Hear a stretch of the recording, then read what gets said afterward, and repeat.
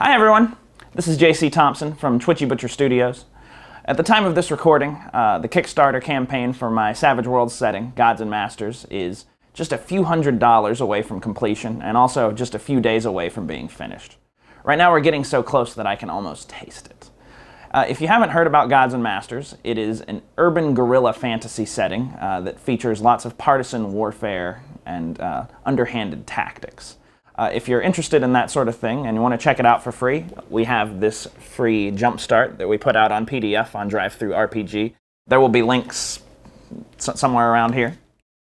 The other thing we will be releasing right away if our Kickstarter campaign is successful is the full beta for Gods and Masters. It's pretty much done. Now, a couple of people have messaged me and they've said, JC, what exactly do you mean when you say it's nearly done? I guess they've been burned a little bit in Kickstarters before. Some people have said, oh, it's nearly finished when it's not exactly there yet. But this is what I mean.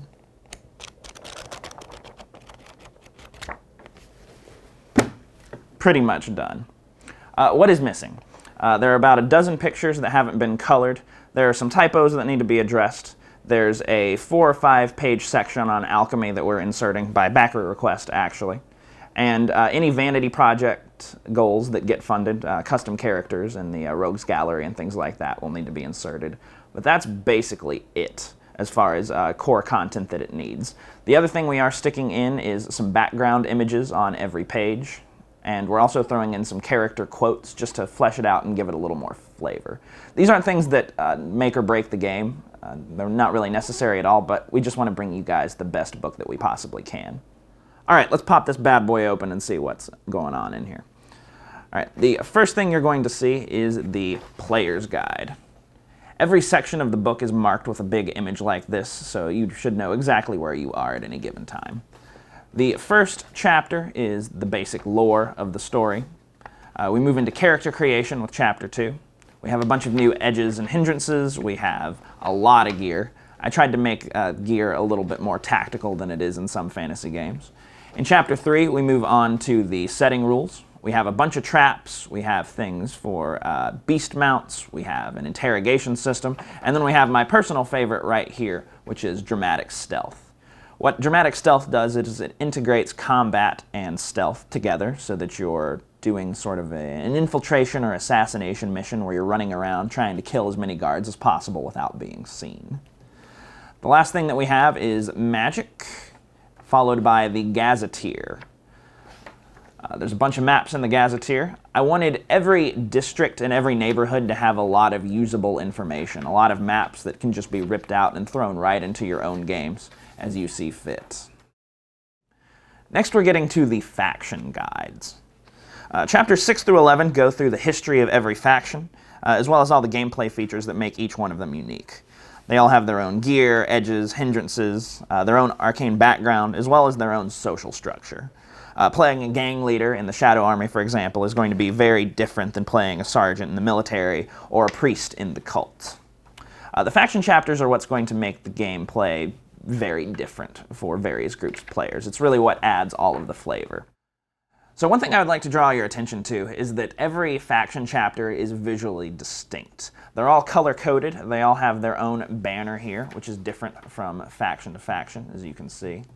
All the sidebars, tables, and things of that nature are all different. And the other thing that is going to happen is there are going to be different background images for the faction chapters that will be behind every single thing. If you haven't seen those yet, I've put them up on some of the previous Kickstarter updates online. So yeah, take a look. Those will be inserted very soon. The last thing I wanted to show you guys is a sneak peek of the Master's Guide. Pretty much no one except a few of my playtesters and my personal game group have seen this. Alright, so there is, of course, a bit of secret lore and backstory that player characters would have no access to. But the first big thing that I want to draw your attention to is the adventure generation tables. These are fairly in-depth, but they're also generic enough that you could use these to create adventures for a wide variety of genres. The other thing that happens in this chapter is we have a reputation mechanic. So in this particular game, since you're fighting for different factions, the actions that you take can lead to good or bad consequences for the greater group. What this means is that if you succeed in your missions incredibly well, you start getting a bunch of new social benefits. But the downside to that is that your enemies also start to target you with a little more zeal, shall we say. On the other hand, if you do a terrible job, you risk all kinds of negative social consequences as well. First, people will start giving you a little bit of distance. Your enemies won't take you as seriously, and if you get really bad, your own faction might force you into retirement or even target you for assassination. All right, the next thing we get into is the stat blocks. The bestiary has about a dozen creatures that are all suited for humid jungle environments. My two particular favorites are the Ironside Snake, which is a sort of giant boa constrictor with natural armor plating that drags its prey into the water.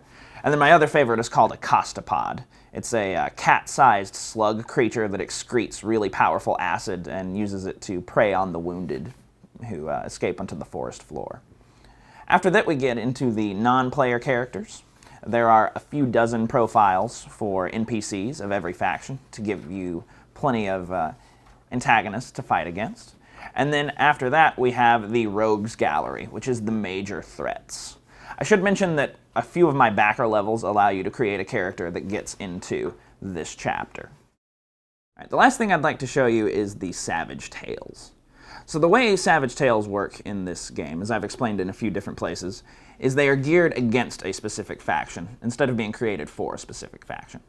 For example, these right here with the red sidebar are for the Gronman Empire, which is the major authoritarian power that is ruling the city.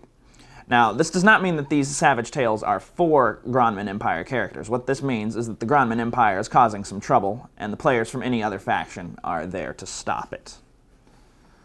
Yes, all my Savage Tales are created like that, in that particular format. There are 10 in total, 3 for each faction, and then 1 bonus for the Imperial characters. There are a few different features here that I'd like to draw your attention to. One of them is the Master's Challenge, which is this thing right here, the little sidebar with the dagger. The Master's Challenge is basically an alternate hard mode for characters and players who are experienced in the ways of Savage Worlds. I tried to keep it from being simply combat or more enemies, things like that. It's usually things like enemies using clever strategies, environmental hazards, or unexpected twists.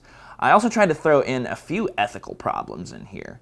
For example, what do you do if you catch a vampire who was forcibly turned against her will and has never hurt anybody? Are you going to follow your regulations and put an end to her, or are you going to give her a second chance? Things like that. I want you to have to make decisions to show who your characters really are.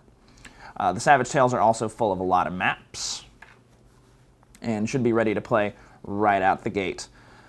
I want this book to give you guys a lot of mileage. Along with the adventure generator, you should be able to run not just 1 campaign, but 3 full campaigns based in this book, 1 for each faction. As you can see from what's inside here, this book is going to be coming out fairly soon, no matter what happens with our Kickstarter. If our backing is not successful, we're still going to push this out. This has been a labor of love in the works for a really long time, and I'm not going to let something like failing crowdfunding prevent me from reaching this goal.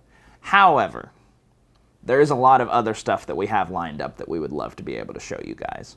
I have several talented guest authors who have signed up to do work. I have custom character sheets. I have figure flats, all ready to get started. But I need your help. We just need a little final push to get across that Kickstarter finish line. If you've already backed us, thank you very much. If you're still interested, hopefully this sneak peek will give you a little bit more motivation to take our campaign seriously. And if you're interested but you don't have the ability to contribute right now, I totally understand, and I would just really appreciate it if you could show this video to people who might be able to help. All right, this is JC Thompson signing off. Thanks, and you'll be getting this soon.